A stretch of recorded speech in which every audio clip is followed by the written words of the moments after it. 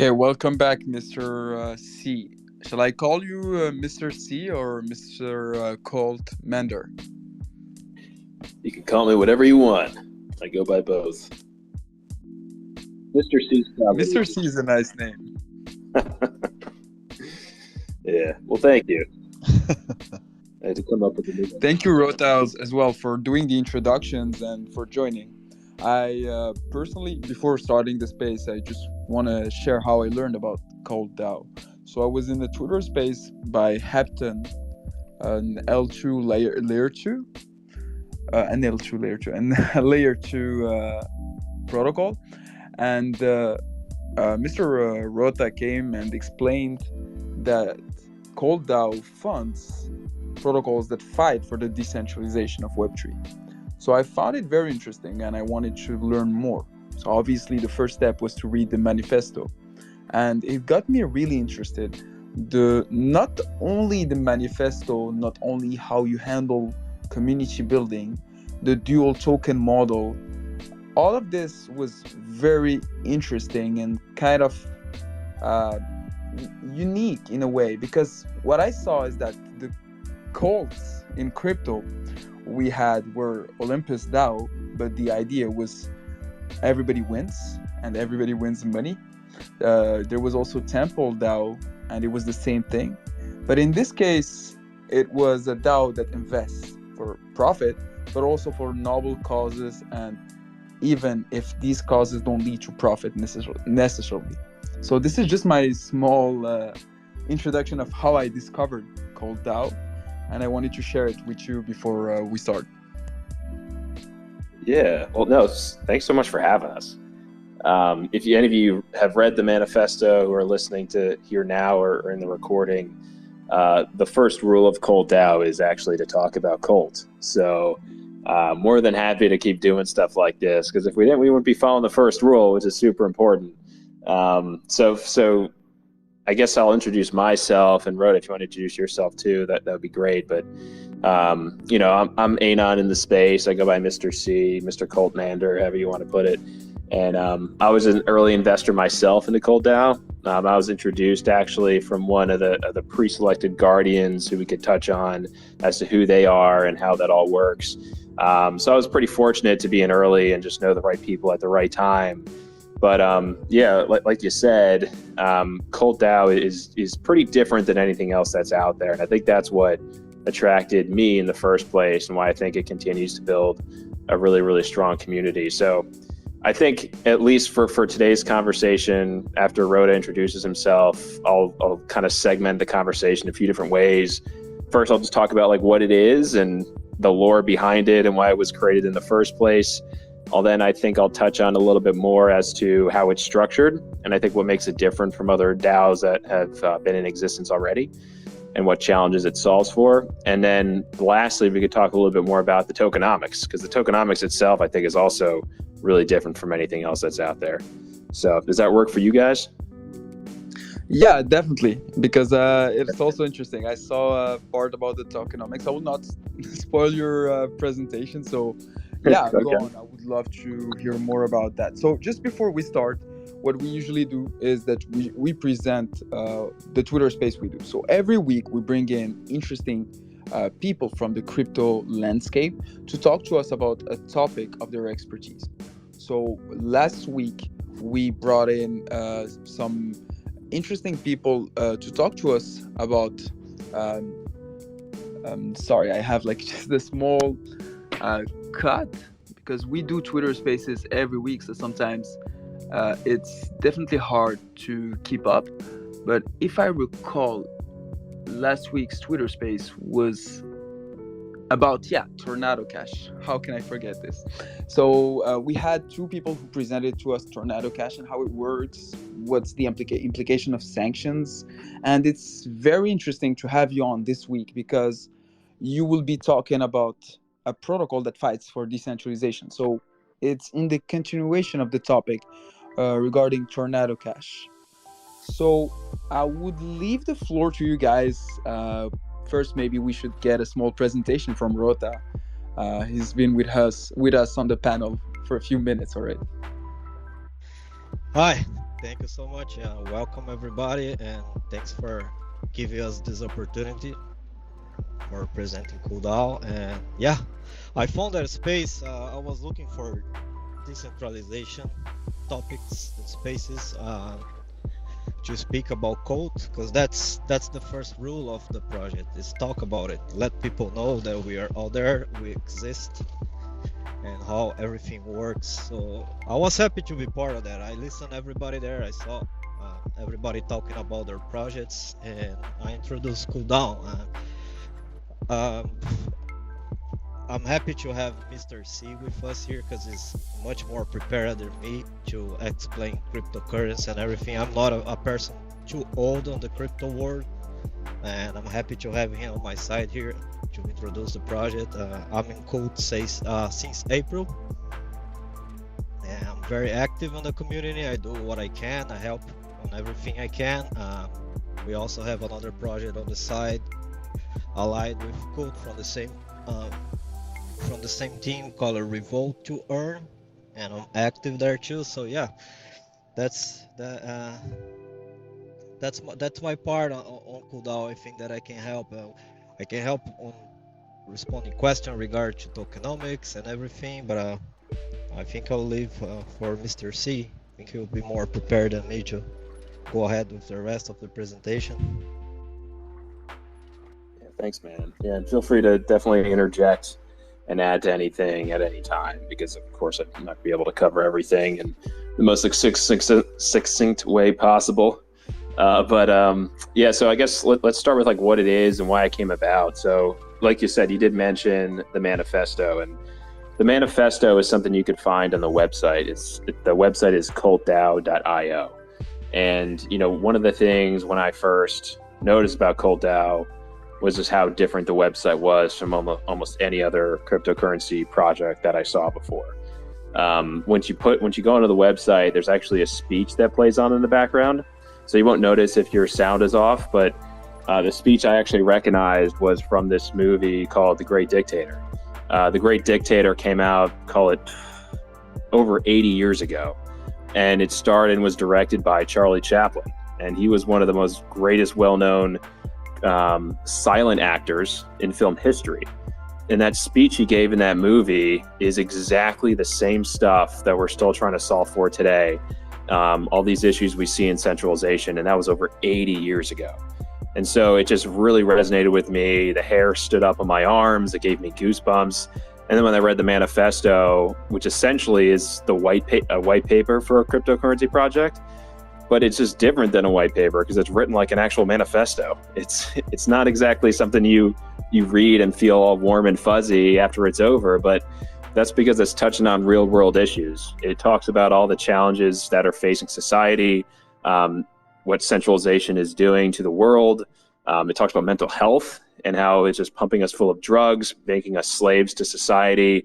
And so what Cult wants to do is bring freedom to the people, give power back to the people, and it touches on ways that it can do that. So like the lore behind Cult DAO, it was actually founded by this guy named Mr. Omodulus, who is actually anonymous. So it's a pretty interesting name, but Cult and Mr. Omodulus were actually audited by a company called Solid Proof. And through that audit, he was actually KYC'd, and through that audit, he was proven to be a very well-known crypto founder in the space, but he chooses to remain anonymous on this specific protocol. So when Cult DAO was actually launched, he donated over $1 million of his own money to provide liquidity on Uniswap. And this was back in early February when the Cult DAO token launched. And so, he already has been successful in the space. He had money, and he was just donating and being benevolent because he wanted to complete the mission after he wrote the manifesto.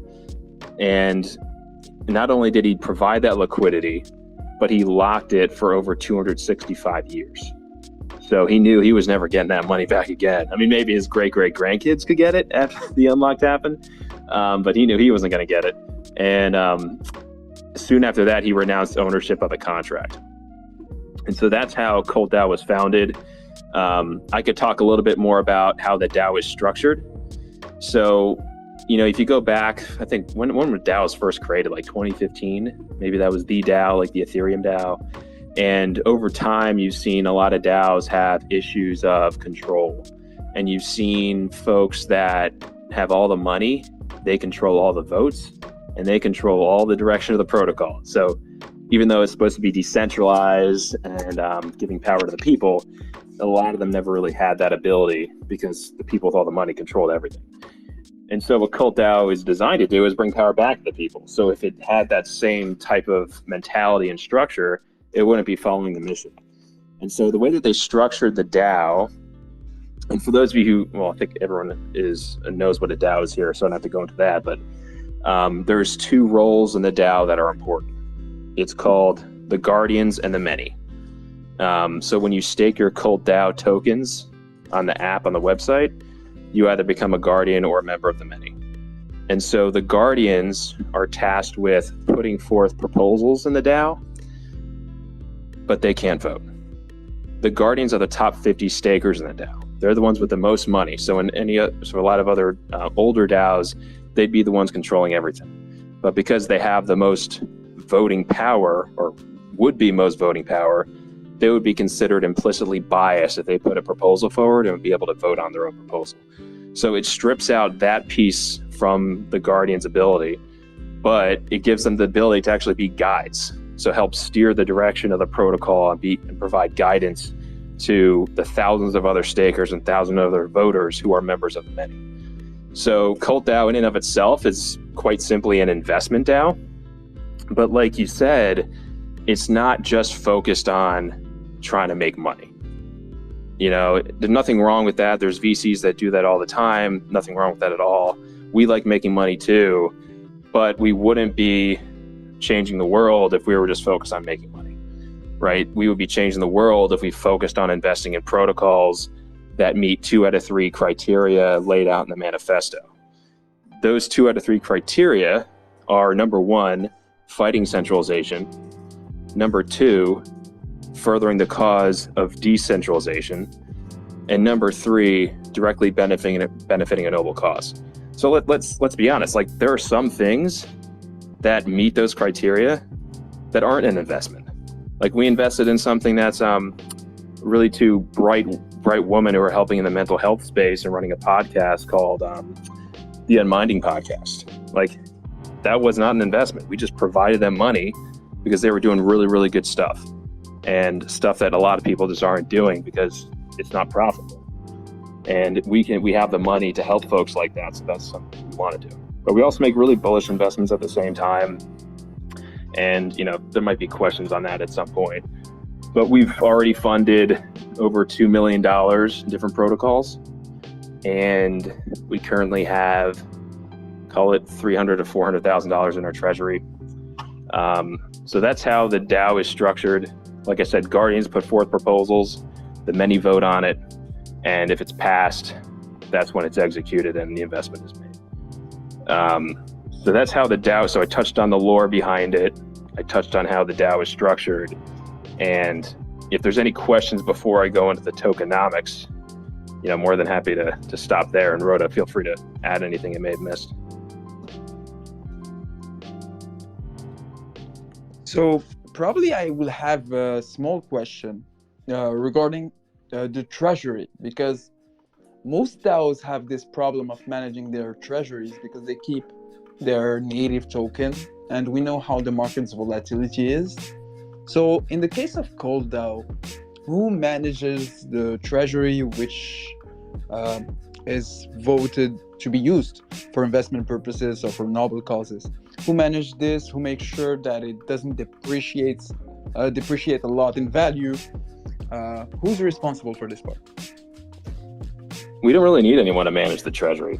So there's 2 separate portions. So that's a good question. So the treasury, and this kind of goes into the tokenomics, which we'll touch on a little bit more after I answer the question, but it's filled in transactions in Cult. So it's got a small tax of 0.4%. And if you go along, I don't know, call it the shitcoin space, wherever it is, you see all these really, really high tax tokens. And so that 0.4% tax is really, really small. And so folks ask, well, why did you choose 0.4? Like that's such a random number.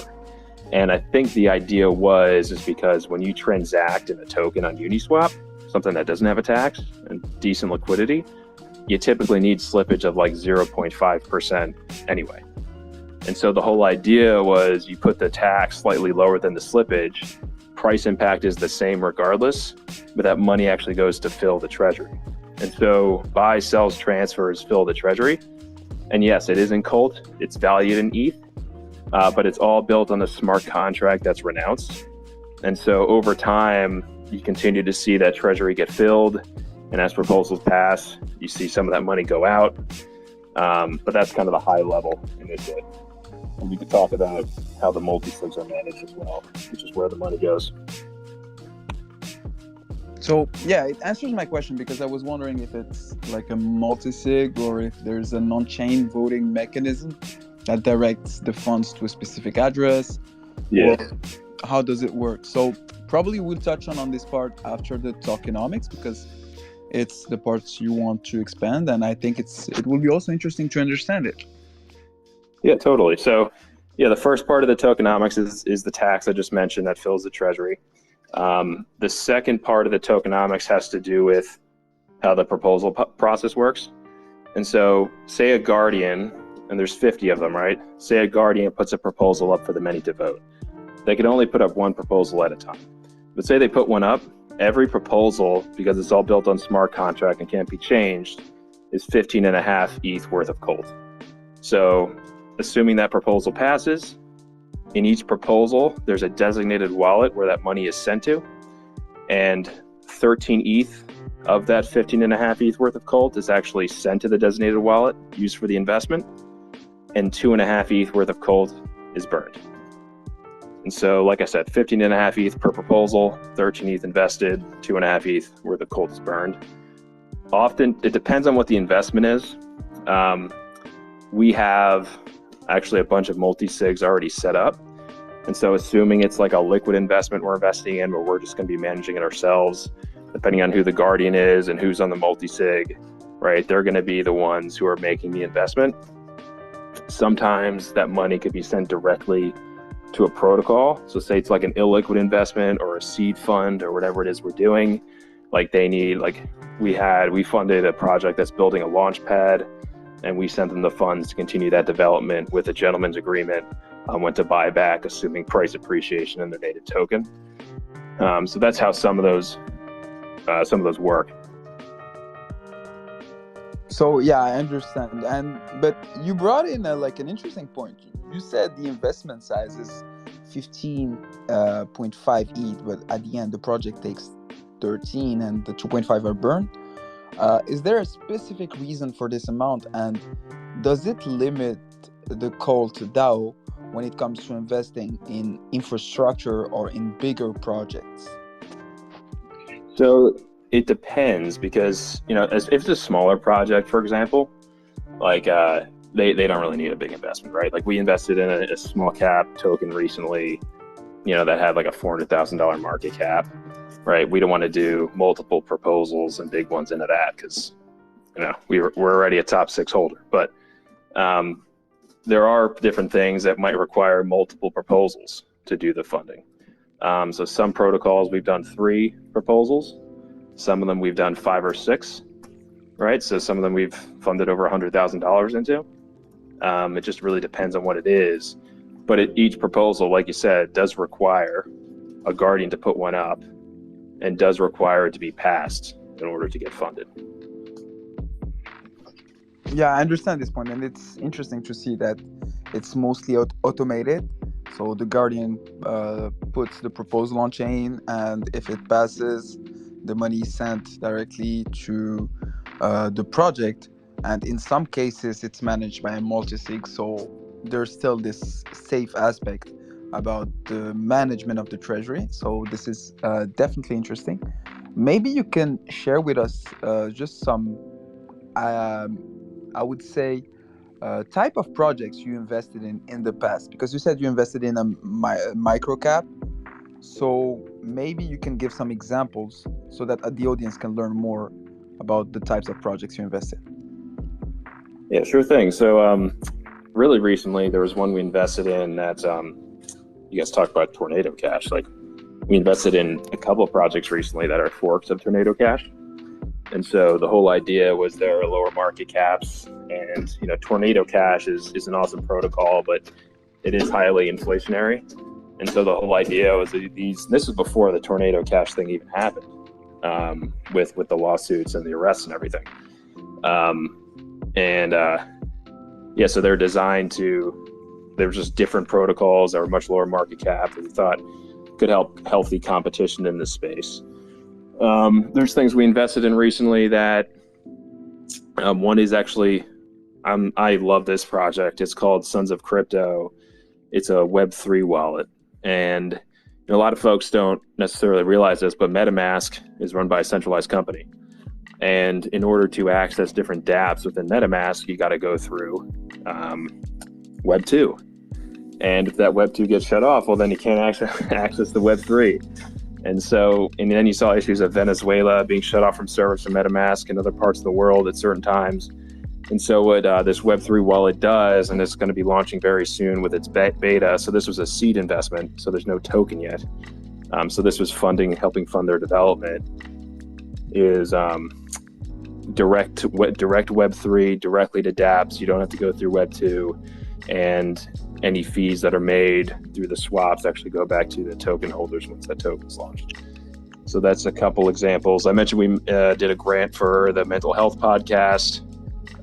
We invest in some larger cap tokens too, like given the recent sell-off in the crypto market as a whole because of Luna, 3AC, and all that other stuff. All these other like blue chips, DeFi tokens, they just sold off so massively. So it was one of those things where if it's still like helping fight decentralization and still meets the manifesto guidelines, but it's just so cheap relatively to where we expect it to be in the future, it just kind of made sense to invest in some safer investments that we knew would lead to a strong return in the DAO as well. There's so much. We passed proposals to like marketing. So sometimes we use it for marketing purposes, one of which was, I don't know if you've ever been to one of these ETH conferences, but they're starting to come up with all these smaller conferences across the world now, one of which was Barcelona. And so ETH Barcelona is the first time conference that they ran a couple months ago back in June. So, we helped fund that, which required probably about 5 proposals to actually be a top sponsor at that conference. We spoke there. We had the largest booth section. It was an incredible experience. We're doing the same thing now for ETH Denver, which is one of the largest crypto conferences for ETH in the world. And there might be, and if you go on the website and scroll down through all the past proposals, you can just scroll through to see everything that's passed and what we've invested in. It's very interesting. It's innovative way of investing collectively, and since it's based on anons trying to fight for decentralization, there's not a limitation that you would find with traditional VCs or traditional DAOs where everyone is doxxed and they are afraid or don't want to deal with any legal aspect. So there's this part of Cult DAO that I like, is it's a DAO with no limitation and with the sole purpose of making the world a more decentralized place, a better place to live in. So it's very interesting, and I thank you for explaining these points in more details. There's a last point, if you don't mind me, because I'm very bullish and I like talking about it. But there's sometimes folks ask, well, what happens when an investment matures? And so within each proposal, we typically lay out like vesting schedules and things like that. Like we sell 25% at a 3x or whatever it is. But we have flexibility to control that depending on market conditions. But like, let's say, because every investment is 13 ETH, right? Let's say we invest in something 13 ETH, it does a 10x, and then we decide to sell. So once that happens, you then buy back Cult. So your 13 ETH of Cult, which is sold off initially to make the investment, then leads to 130 ETH buyback of Cult. And then the way it works is half of that is then sent to stakers in the form of rewards, and then half of that is burned. So you do the math, like a lot of VCs, you know how this works. Like if they make 20 investments, most of them don't work out, but then one of them like does like a moonshot. So say we have investments that does a 10x, 100x, you start looking at 130 ETH, 500 ETH, 1300 ETH buybacks of Cult, and that stuff takes time to mature. So we're in the process right now of mostly putting out investments. We've done some where we've actually brought some back that have led to like, 50 ETH buybacks, 60 ETH buybacks, etc. But for the most part, that's still, we're talking late 2022, maybe mostly throughout 2023, where you start seeing some of this stuff come through fruition. And if we go into bull market, it's going to be even better. And that just leads to more deflationary tokenomics and more rewards for stakers, assuming we're doing a decent job, which, I hope improves over time. Maybe one point we also didn't touch is how does the DAO works from improvement proposals side, because we explained a lot about the investment side. So how does the Cult DAO invest in projects? But how does the Cult DAO improve and make it better? Because there are always more technologies, more ways to manage DAOs. So how do you handle this specific part? This is something, it's really good questions. It's something we've been talking a lot about. And so when Cult first was launched, there wasn't even an investment dashboard or anything like that. And since this is completely community driven, like the founders don't have ownership of the contract and everything like that, like it's on us to actually do this stuff, and none of us are paid. And so it's hard to define specific roles in the DAO and encourage people to do stuff when they're not getting paid for it. You are working for your own bags, I guess, right? And so we do have a passionate community, so it is helpful.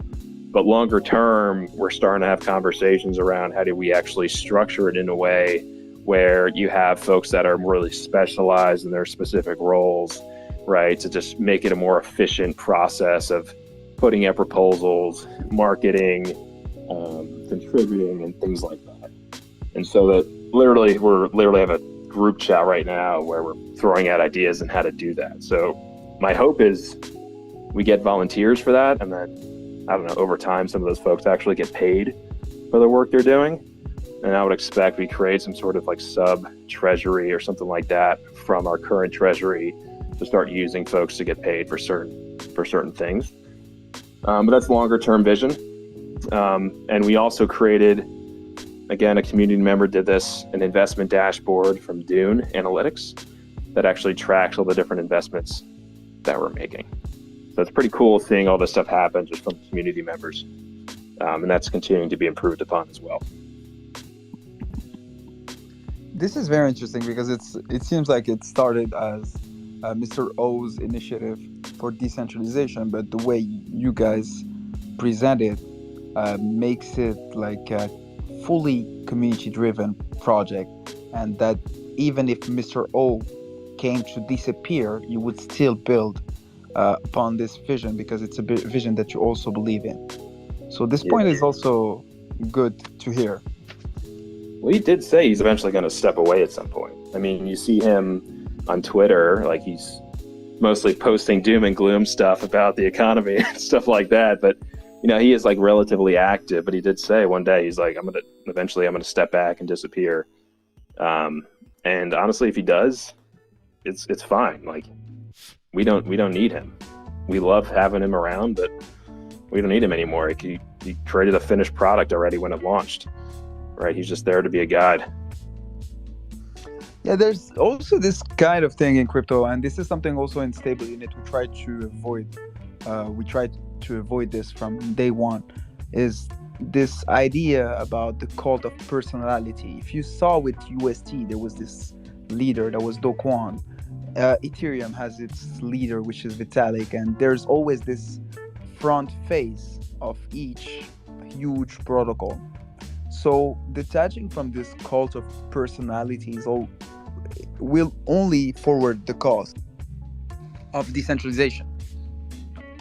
It's a really hard problem to solve, right? Especially when you have money involved, right? So you look at the Do Kwon situation. Well, of course you're going to be totally rooting for him and supporting him if you got a lot of money tied up in Luna and UST, right? Because if you don't, and then stuff goes bad, well, then you lose all your money. Unfortunately, we saw a lot of that stuff happen, and folks get kind of blindsided. And so I think what makes it really cool, we kind of preach this concept called stone soup. And for those of you who don't know what stone soup is, it's a European folklore. And I won't go through the whole story, but essentially the end meaning of it is if you nourish your neighbors, you end up nourishing yourself. And so in our spaces and things we run, there's not really a maxi mentality, because if we had a maxi mentality, we wouldn't be investing in anything, right? Like, it's okay to talk about other tokens. It's okay to talk about other communities, because we may be interested, especially if they're furthering the cause of actually supporting what they do. And personally, I started looking at you guys, and I'm starting to really like what you guys are doing.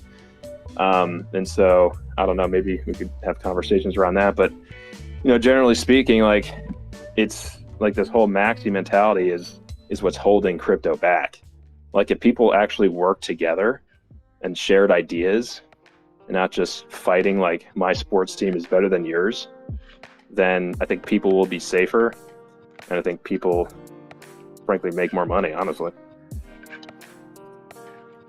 I totally agree with you on this point, and this is also what Stable Unit has as a fundamental principle, because we are. I will just share just a small thing we are currently doing. We are currently preparing a paper regarding our liquidation system. We have developed a liquidation system for the past year, and it is actually more efficient and better for any protocol than what is available on the market, because liquidations usually give the profit to either the liquidator or not Orbit and miners. Usually that's the case. So miners profit a lot from liquidations in crypto, but for Stable Unit we wanted the protocol to profit and at the end distribute this profit to the users. So this was our objective. We built that, and we want to share that on Ed Research, a website for sharing new technologies that you develop. So we want to share that publicly, and anyone could build upon that and try to use it for their protocol. We believe that crypto needs this kind of cooperation so that we can build the most efficient systems. Currently, what we see when it comes to stablecoins, a lot of them can't scale. They don't have efficient liquidation systems. They use a centralized collateral, USDC mostly, and this hurts the cause. This hurts what crypto was built for. So we are believers, we are crypto natives, and I personally was onboarded on the vision, and seeing the product come to fruition, I was very happy that we are sharing it to the world. So this is like this cooperation mindset. If a DAO doesn't have it, a DAO won't last. Or why open a DAO if you don't want to cooperate? If you don't want to do that, maybe just open a LLC and that's it. Yeah, 100%. Couldn't agree more. And in regards to Stable Unit, I think Mr. Rota heard a little bit more about it in our previous Twitter space with Hepton. But what we're actually doing is building a stablecoin for three main elements. First, we want a decentralized stablecoin, so with no centralized collateral, so nobody can freeze it, nobody can seize it from you or take it away. So this is the first part. Second part is governance. We want a stablecoin that is governed by everyone. And this point is kind of interesting to explain, because if you just come and give governance to anyone who says, I want to govern, you would end up with dilution and also a lot of bad decisions, Sybil attacks, and bad things for the protocol in itself. What we're doing at Stable Unit, we have two separate part for the governance. So we have the ERC20 token. So it's the utility token of the platform, but it also serves to vote for the future of Stable Unit. The ERC20 token has 50% of the voting power. And then we have 50%, which goes to NFT holders. And this is the interesting part. We're not selling NFTs. We're not releasing a collection and selling NFTs to the world. We're rewarding contributors with NFTs. People currently in our DAO, they're trying to help Stable Unit grow. They're trying to participate. And we don't want to limit them uh, and just take developers and help give this governance power to the developers. We're trying to work on a way so that tech people, non-tech people, anyone can contribute, and based on a specific amount of work, you get this NFT, which gives you governance power, but also a small part of what the protocol makes. So this is globally how we envision governance for the protocol. And the third point, so I explained how it's uncensorable. Second point is governance. And the third point is inflation resistance. And I think that you've seen the videos from all around the world where people are protesting their purchasing power that is just going lower every month. People are protesting. People have trouble keeping their money, and money should be a store of value. This is what we believe. So to do so, we want to generate yield. This yield, where does it come from? Because after the UST collapse, there's this saying that's going around: if you don't know where the yields comes from, you are the yield. For Stable Unit, the yield is very clear. The yield comes from the collateral. We deposit the collateral on reputable protocol such as Wire, Compound, Curve to earn yield. We also earn from liquidations. As I said, liquidations for other protocols, they don't bring them profit, but for us, it does. And obviously, the last point is minting fees. When you create the stablecoin, there's some fees, some lending fees. So these are the fees that also generate revenue for the protocol. So having this diversified protocol revenue is what makes us able to be inflation resistant. So those are the three values we're building upon, and that's why we built Stable Unit and why we are here today. So I try to explain it in a very simple way, but we are still going to develop more documentation, and the ETH research will also be a very good document to read and understand it in more details. That's actually the simplest time anyone has ever explained a stablecoin protocol to me before. So awesome job. Maybe I forgot just one point because I think we have one of our community members hearing with us, and I know he would be angry if I don't say this part. But we are over collateralized because in stablecoins you have algorithmic stablecoins who are barely collateralized or even under collateralized, and they stand behind belief. Their value is belief. For us, the value is hard collateral. It's over collateralized, so as soon as the collateral's value drops, it's time to liquidate. We built an efficient liquidation system to liquidate as fast as possible. So this is probably the last point. I didn't want to get Rowie mad. So yeah, maybe if you guys have any question, I'm also here for that. Yeah, for me personally, Rhoda, if you might have any questions, but I like to dig in deeper myself first before I come up with more questions, if that's okay. But I do believe that over collateralized, decentralized stablecoins are the future. So I think you guys are definitely on the right path. Like especially after you've seen what USDC had to do with the tornado cash situation and blacklisting all wallets using that. So people are going to really value decentralized stablecoins, and making it safer through over collateralization is important. This is true. This is something we believe in. After seeing what USDC did with Tornado Cash, and even MakerDAO was considering getting away from USDC. There was one post about market selling all the USDC for ETH, and even Vitalik replied and said it's not a good idea. Because once you rely too much on a centralized stablecoin, you end up, uh, how can I say, plagued. You end up sick. You can't remove the sickness at once. You need to remove it slowly. So the advantage we have is that we're starting without relying on any centralized stablecoin, and we won't. There's also other good experimentation. So as let's praise them as well. There's Rye Reflexer, which is a stablecoin that isn't pegged to anything. It's just to decrease market volatility. And there's also LUSD, which is a single collateral with ETH and with very minimal governance.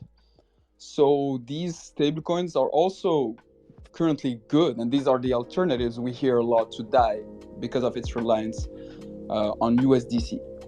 We're building something different. For us, the main point is it should also be easy for the user. Those stablecoins, RAI and LUSD, are really good. I personally love them, but they are for power users. Users who will look into the protocol and try to read as much as possible and learn how to use it, and then you need to find where to deposit it to earn yield. What we want is just a one-click solution. You buy, and the protocol takes automatically care of the rest. That way, we can onboard more users into decentralization.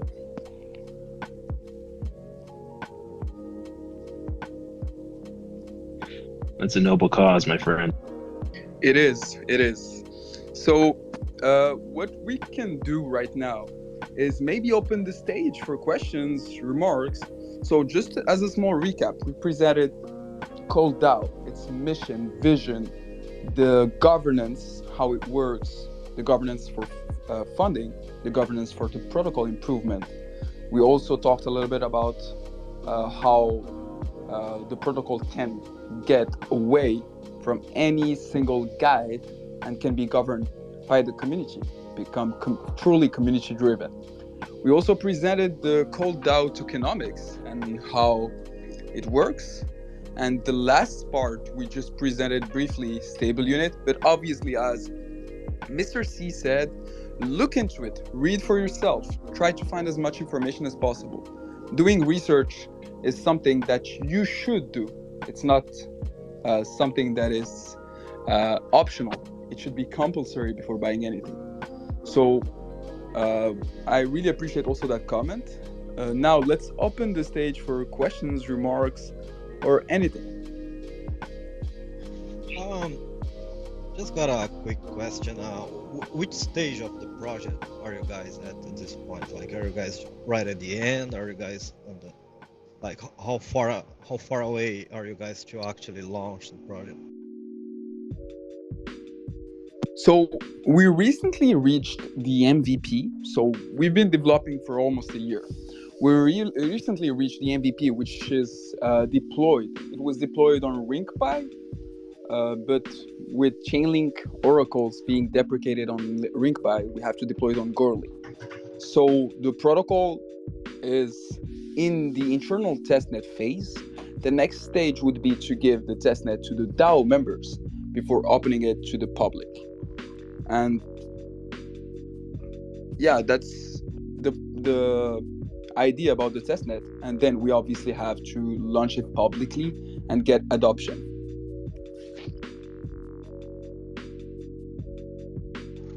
Nice. What about the big points and big difference between DAI, that is another stable, decentralized coin, and the project you guys launched? So DAI, I talked about DAI and LUSD and us. So DAI is CDP. LUSD is CDP. We are CDP. CDP means collateral depth position. So it's simply just to explain it simply, it's just over collateralized stablecoins that use positions that can be liquidated. The liquidation system is different. DAI use Dutch auctions. We use a fixed spread asynchronous liquidation system. So to drop these complicated words, our liquidation system gives a discount on the asset directly. you can pay with USDC, USDT, any stablecoin for the liquidation for this specific part. This stablecoin is shortly switched to get SUM because there's not this selling pressure anymore. So this is the asynchronous part. And it's also MEV resistant. So this is the part that generates the profit for the protocol. What I mean by MEV resistant, in Aave is a good example to compare with our liquidation system. In Aave, which has also a fixed spread liquidation system, you compete with others to liquidate a position. So there's this competition, and this competition usually happens on gas or bribes. You pay miners, and it doesn't matter how much you pay. You just want to profit on this arbitrage opportunity. For us, if you liquidate a position and you get assigned a number, a random number, so this random number will be assigned to other CDPs, so other positions, and you will be able to liquidate them in the first block without any competition. So the protocol doesn't need to give huge discounts, and the liquidator is still happy because he doesn't have to pay miners. But as soon as he don't show up, his place is taken by the next one in line. So this is how our liquidation system is more efficient. But for the liquidation system, it's better to read the ETH research to understand it in more details. But for the user, I think that's probably what's important. What is different for the user? When you buy DAI on the secondary market, you have to go deposit it on a protocol. You have to decide which protocol will give you enough yield. And once you deposit it, you have to come back, collect yield. You have to interact with these smart contracts. It can be dangerous. It can be just complicated and take time. So instead of doing all that with stable unit, you just buy the token or mint it, and the yield goes to your wallet automatically. So users don't have to do much to earn yield on stable unit. Actually, they have to do nothing besides holding the token. The protocol takes care of the other parts in the background. So I try to also explain the other parts, but this is how we're different, either with DAI or with LUSD. Both of them, you need to take these actions. They don't earn you yield automatically in your wallet as a user. Did I answer your question clearly? Because as a passionate person, I want to give all the answers, but I need to make sure I got you the right answer. You did for sure. Yeah, it's just like I said, I'm not too old on crypto, so there are some stuff that I'm not really familiar yet. The reason why I brought Mr. C with me to help me out, but it was very well explained. You know? I did do some research and learn more deeply about the project. Unfortunately still have not much time in my hands on the past couple of days to research. You know, we're going through a marathon on voting on Gate.io and a lot of stuff happening, and I'm still working. So, but I appreciate it. I appreciated the detailed explanation. Yeah, if you guys have any question, we're always available on Discord, on Telegram, everywhere. On Telegram, it's even better if you have technical questions, because we have the lead dev who are there. We have the developer team who's there. They're more active on Telegram than Discord. But on Discord, you have our community, which is also very helpful on other topics in regards to crypto or other non-crypto topics. You saw it, Rota. We have a very different way of handling Discord. We only accept people who introduce themselves so that the members can know them and they vote for them to get in. So it's a very different way to handle Discords, but we like it so far. I think Rowie had a question as well. I gave you the mic, Rowie. Hey, thanks, man. Can you hear me? Yes, I can hear you. Just I'm in the car, just checking. Yeah, mine was from Mr. Cole. So I did a bit of research into Cult DAO when it first popped up a couple of months ago, and I remember you guys gave like a insane amount to like 7 random wallets. Because I think I'm pretty sure I heard it on the Bankless podcast, I think it was at the time, on what some podcast anyway. But yeah, one of the dudes did end up selling theirs for quite a handsome amount. I think at one point it was worth like a couple of million. How much you guys gave to 20 people. But what is the latest of that? Like, do people still hold it? What's the latest? What's happening with all that sort of stuff? It's a good question. It's something like I kind of wanted to touch on, but wasn't sure how to incorporate it in. So yeah, in the very beginning, Mr. Modulus had reached out just via DMs to quite a few, I think it's probably over 50 different folks who in his eyes were big advocates for decentralization, who were some more than others, but well known in the space. And about 15, and he basically said, this is something I want to do. This is Cult DAO. This is the manifesto. You're known for being, he actually, in the Discord, there's a letter to the Guardians that he wrote that you can actually read the DMs he sent out for them to say, if you agree, you get this specific airdrop, which at the time is, I think, 15 billion Cult tokens. And you agree to help move the DAO forward, for this airdrop. And so in the beginning, the market cap at launch was about, call it 500,000. And that airdrop was worth maybe like $2,000 or $3,000, right? So it wasn't anything big. But at the all-time high of Cult, which was close to 300 million market cap, right? So 500,000, 300 million, that $3,000 became a lot more money. So at one point in time, it was worth well over $1 million. You did see some of those 15 folks, maybe only a few of them actually sell some or all their bags. But that was closer to the all-time high. The majority of them have actually kept them staked and are continuing to be guardians. Because of the stuff that they do outside of Cult, I would say the majority of them aren't super active, but they do help when they're called on. They do respond to DMs. So you mentioned David Hoffman, who helps run the Bankless podcast. He's one of them. He does talk about Cult sometimes. Aaron McMillan, who runs on the Gnosis Guilds. He's a super, super smart guy. Who's another one. Guto Martino, IRL Art. There's a few of them I'm definitely missing. But they are Justin Wu, who runs Decentral, right, in Art Basel, Miami. And I'm in chats with them right now. And again, I'm just a nobody who just invested in Cult, but we're all in constant communication with what's going on. Some of them even bought more Cult. I think Aaron actually burned his wallet specifically with that because he wanted to remain a permanent guardian.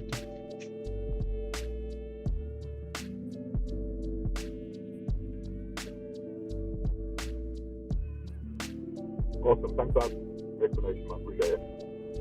Yeah, they were selected, right, for a reason, because when you first launched the protocol, there's really no defense mechanism in place, right? So anyone could jump in, and for instance, for me, I was an early investor, so I was an early guardian as well. Frankly, I never had any experience running a DAO before, for example. So what do I know, right? But these 15 pre-selected ones, right, who were kind of helping out, especially in the beginning, with actually putting forth proposals and making sure things are run smoothly in a sense. So that was kind of the reason for it.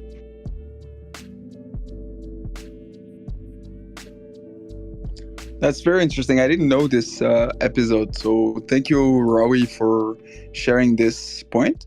Did Mr. C answer your question? Yeah, that was a good answer. Just a quick follow-up though.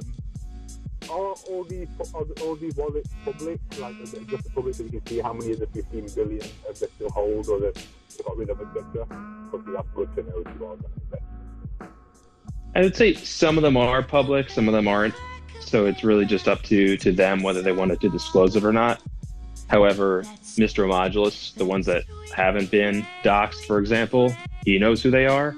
And if they did anything, obviously not good, he would out them basically. So they're incentivized not to do anything from that stance.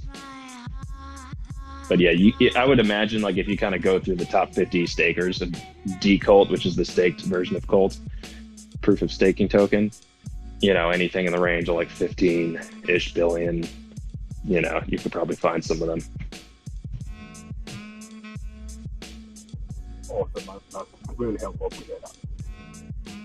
Yeah, you can track it. I think it's easily trackable since it's you said 50 billion tokens, so you can see if those 50 billion were sent from the deployer, you would see it on the chain easily and see what happened, who's still holding or who's not. That's a very good point. There's also before going to Mr. V, who asked to speak, there's just a small comment from Futurist Crypto, who said that he found a website that pretends to be Cult DAO. We have to act quickly. New investors are going to be dumped. I think he's trying just to warn you guys that Cult DAO, CUL DAO, with the similar website is not Cult DAO and it's a scam. So probably it would be interesting to share it with the Cult DAO community so nobody gets scammed. Yeah, thanks for that. Unfortunately, there's quite a few of them out there. We report them. We do what we can. I have seen that one before. So we just try to tell everyone when you see a link, get it from the Discord, get it from an admin or whatever in the Telegram to make sure it's legit. But yeah, thanks for the note. I'll pass that along. So now we can go to Mr. V's question. You've been waiting for so long. Welcome, Mr. V. Thank you. Can you all hear me? Yes, we can. Okay. I just have a question to your stable coin.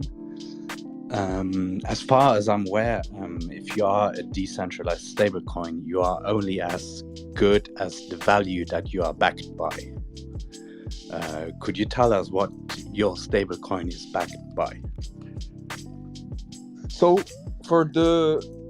now it's on testnet, but for the launch, it will be backed by assets such as WBTC, ETH. And what we actually want to do is accept multiple collaterals, not in the same position, but different collaterals on the platform. But what this decision will be based on is the liquidity. Because usually you see huge market caps with no liquidity. And this is not what a stablecoin protocol needs. Because if you want to liquidate fast and without the price dumping really bigly, you need high liquidity. So we'll probably target the most liquid coins. And obviously, if a protocol wants to partner and they have a token that is liquid enough, we can accept it as a collateral. So this is how we will proceed for the type of collateral we will accept. It's based on liquidity, and the most liquid decentralized collaterals will be accepted by default. Okay, that's nice to know. Thank you.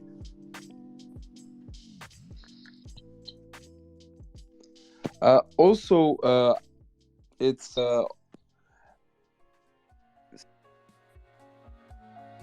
also, I wanted to know if you guys had any other question related to how we liquidate, the yield, any single point. You can ask us. In the audience, if you have any question regarding Cult DAO, it's also the time to do so. We arrive at the end. We usually have a small tradition, but I will wait a few seconds to see if there is any question, and then talk to you about this tradition we do for Twitter Spaces. I got one question. Do you guys have any sort of estimated or expected yield? You guys, I know it's hard to do without it coming through yet. Do you have any estimate on that? No, we don't have any estimate on the yield. What we can say is that the collateral will be deposited on reputable protocol, as I said, such as Curve, Compound, Wire. So you can have an idea that it will be higher than that because there is a profit that comes also from liquidation. But it can be very difficult to estimate because you would need either very bad market conditions, because in bad market conditions, the protocol will make a lot of profit because it will liquidate a lot. But in good market conditions, profit may come from the yield protocols that we deposit the collateral in and minting fees. So it's very difficult to estimate, but you have an idea where the revenue comes from, so you can just have a guess, but it's still just a guess. It cannot be useful for any investment decision at this stage. Totally understandable. I see no one in the audience raising their hands, so I guess there is no additional question. So I will transition to our tradition. What we do every week is that we ask from our guests to give us one closing sentence. One sentence they want us to remember them by. Remember Cult DAO by it, remember you personally by it. So the floor is yours. We can start with Mr. Rota.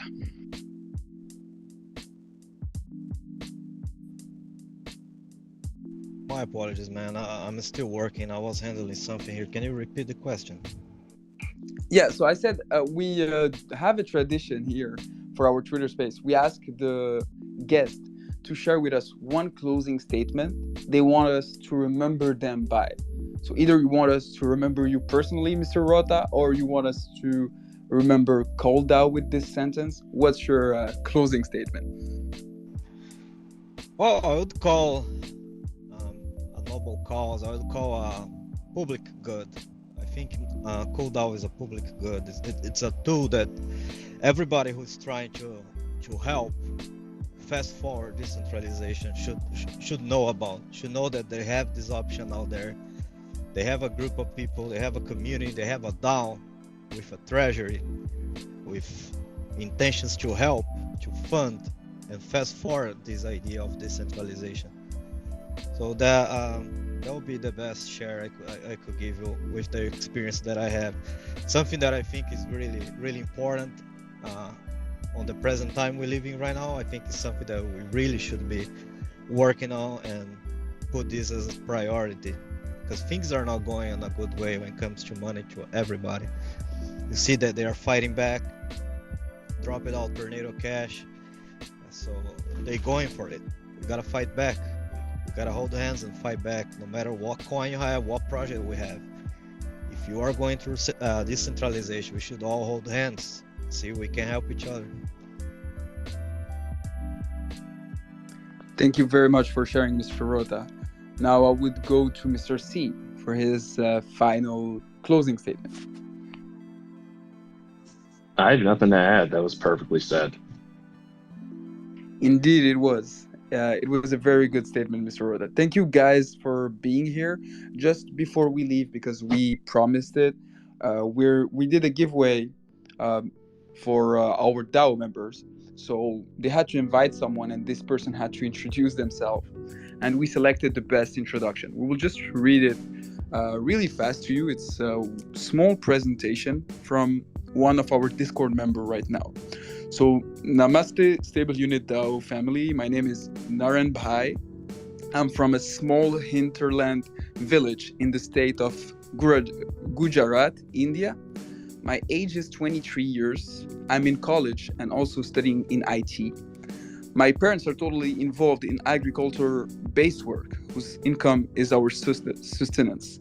So I joined crypto and other jobs to help them financially. My friend Rajput, he was the one. He explained to me about this project, so I want to learn how it works and how stable currency works. So please give me this golden opportunity. So it's very interesting to know how people are from very diverse backgrounds in crypto. And this is our winner for our giveaway. And yeah, thank you guys again for being with us, and have a wonderful day and wonderful weekend as well. See you next week, same time.